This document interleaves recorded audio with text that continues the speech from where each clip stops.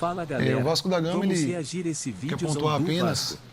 como às vezes as arbitragens no Brasil já são pré-condicionadas desde antes das partidas, né? E como o árbitro às vezes entra excessivamente pressionado, o Vasco hoje não tem responsabilidade de pagar pelo erro que o Grêmio sofreu no jogo contra o Corinthians. Aí você vê com 40 segundos o árbitro de maneira precipitada já dá um amarelo para um atleta do Vasco. Ele já faz a sinalização para os atletas do Grêmio que esse tipo de pressão vai funcionar.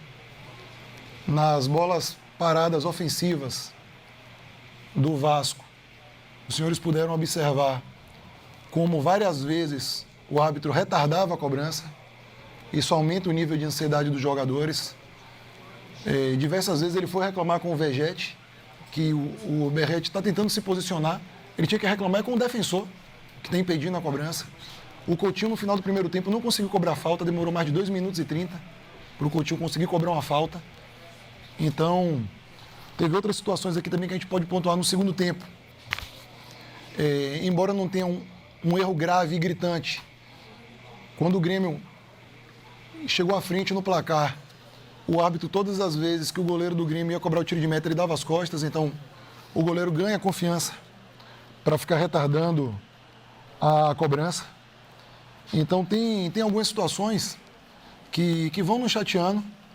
Hoje, repito, não teve nenhum erro gravíssimo, mas tem diversas situações para quem está dentro do dia a dia se sente prejudicado, os próprios atletas ficam estressados. E a gente tem observado isso ao longo do campeonato. O Vasco poderia ter falado no jogo contra o Atlético Mineiro, rodada passada, por exemplo, que teve um lance de cotovelada no Praxedes, no primeiro tempo, com 5 minutos de jogo, que o árbitro não foi nem ao VAR. Se a gente quisesse ir na rodada anterior também, contra o Atlético Goianiense, a gente teve um gol anulado, que não teve qual foi a indicação na hora do impedimento, não passou a imagem, a transmissão não comentou. Então, se a gente quisesse ter pontuado desde antes erros gravíssimos, o Vasco já teria toda direito e autonomia para pontuar. Então, a gente tentou aguentar para não aumentar esse nível de pressão na arbitragem, mas chega uma hora que parece que, se os clubes não se posicionam em público, a comissão de arbitragem presidida pelo Dr. Wilson Seneme não toma uma providência. Então, o Vasco, a partir do dia de hoje, quer que a comissão de arbitragem fique mais atenta, tenha um pouco mais de rigor na escolha das escalas e que os árbitros tenham um pouco mais de autonomia para fazer o seu trabalho. E era essa manifestação que o Vasco da Gama gostaria de fazer através da sua diretoria executiva na noite de hoje. Agradeço a cada um pela atenção e eu vou passar a palavra para o nosso técnico Paiva, poder falar da parte tática do jogo aí. E a gente da diretoria fica com essa parte de arbitragem de bastidores. Boa noite a todos e obrigado. Jogo muito atípico, né? Saiu demais do que a gente achou que pudesse controlar o jogo, né? A chuva, o estado do campo nos atrapalhou demais de tentar jogar, né? Então, a gente sabia que era um jogo de disputa, né? De muita disputa, jogo de segunda bola, jogo que qualquer escorregão no meio ali gerava uma transição perigosa e foi exatamente isso que aconteceu, né? Numa cobrança de lateral, a gente tomou uma transição e tomou o gol.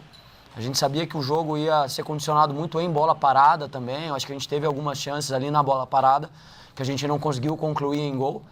E é um jogo que sai muito do contexto normal, né? De novo, um jogo de muita briga, muita luta, muita segunda bola, mas a gente não conseguiu fazer o gol. O que você está imaginando, projetando para a sequência do Campeonato Brasileiro? E também sobre o Coutinho e o próprio Payet, que hoje no campo adverso não tem como eles se destacarem como o torcedor vascaíno gostaria. Então, o que você ponderasse sobre isso? Obrigado. O Campeonato Brasileiro é muito difícil, né? Falo isso o tempo todo. Para mim é o campeonato mais difícil que tem, né? E a gente vê nas últimas 2 rodadas algumas equipes que estavam lá na parte de baixo começaram a pontuar e a gente que estava pontuando muito já estamos 2 jogos sem pontuar. É muito difícil quando você não pontua, né? Então a gente precisa logo retomar principalmente as vitórias, né? A gente sabe que quarta-feira tem o jogo mais importante do ano pra gente. A gente tem total consciência disso, a gente não pode deixar que essas 2 derrotas atrapalhem a gente, principalmente psicologicamente, nossa confiança não pode abalar, porque a gente tem que estar muito preparado. A gente sabia dessa sequência de 4 jogos fora de casa ia ser muito difícil, né? E a gente tem o 4º jogo agora, fora. Então a gente tem que estar preparado. A gente sabia que isso poderia acontecer, nunca a gente vai querer ficar mais de um jogo sem pontuar, a gente sabe o quanto isso é difícil, mas a gente tem que tocar para frente, já tem que estar preparado para o jogo de quarta-feira. A respeito de Coutinho e Payet, realmente é um jogo que eles não conseguem mostrar o potencial que eles têm, né? Apesar de tanto o Coutinho quanto o Payet terem conseguido, em alguns momentos, demonstrar o potencial que tem, mas a gente espera que nos próximos jogos aí a gente consiga desenvolver melhor nosso jogo. Uma reclamação oficial, né, sobre o trabalho da arbitragem do Brasil no geral. Esse tipo de dificuldade também é um abalo, pode ser um abalo à confiança. Como é que tu vê esse trabalho da arbitragem e a qualidade da arbitragem nesse momento do Campeonato Brasileiro? Acho que o Marcelo já falou sobre a arbitragem, não vou entrar muito. Acho que, claro, dificulta, assim, a gente tenta sempre passar para eles, pro árbitro não ser a estrela principal do jogo, né?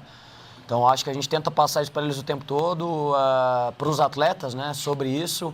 A gente focar no jogo, focar no que a gente pode controlar, né? A arbitragem a gente não controla. E eu acho que é esse o caminho que eu vou trabalhar com os atletas, né? A gente focar realmente no que a gente pode mudar, no que a gente pode fazer para o próximo jogo, a importância do jogo de mata-mata e a arbitragem, acho que o Marcelo já falou, e a gente tem que seguir no que a gente pode controlar aí. Paiva, o Vasco vai para o 3º jogo consecutivo fora de casa, foi uma derrota para o 4º, né? Uma derrota para o Atlético Mineiro, uma sequência ruim, e agora uma derrota para o Grêmio. Como é que chega esse time projetando o jogo da quarta-feira, que você já está dizendo que é o jogo mais importante do ano? Como é que você avalia, né, 2 derrotas e ainda agora um jogo mata-mata pela Copa do Brasil? Difícil, né? Muito difícil. De novo, ficar 2 rodadas sem pontuar no Brasileiro é muito difícil, mas a gente está na 20ª rodada ou na primeira rodada do retorno, né?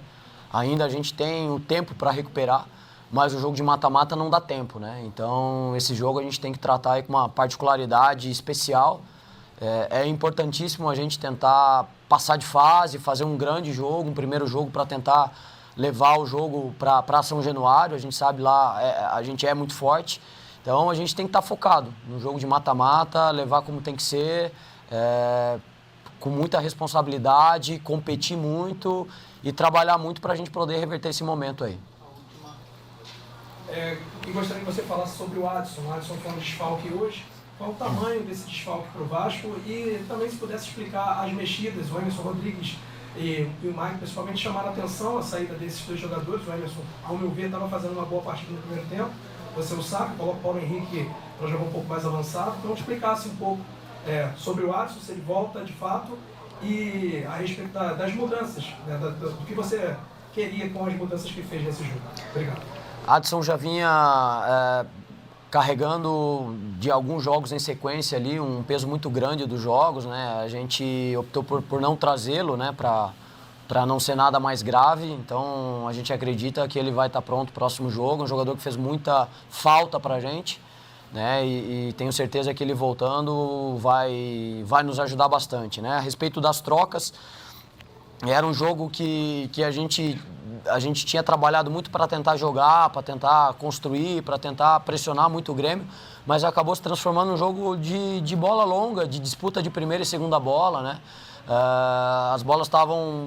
O Grêmio conseguia ganhar a maioria das segundas bolas ali, machucou um pouco a gente, 1-1 do Soteldo estava nos machucando um pouco, né? A bola estava chegando mais na área do que a gente gostaria, da nossa área, e a gente foi ali para 3 zagueiros para tentar rebater melhor essa primeira bola, né?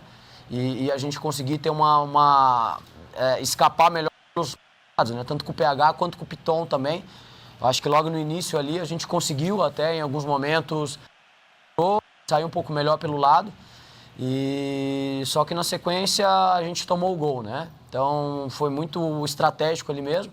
O Michael sentiu um desconforto na posterior, né? Fala galera vascaína, reagindo a essa coletiva do Vasco, jogo muito feio de hoje, o campo, as condições do gramado, estava impraticável, a arbitragem também uma lástima. Acredito que o Rafael Paiva foi mal nas substituições, o Vasco poderia ter atacado mais no segundo tempo, não existe deixar o David os 2 tempos, cara não jogou nada, ficou assistindo o jogo dentro de campo. No mais é isso, fica até difícil criticar em um jogo desse, pois não tinham condições de jogar futebol no dia de hoje.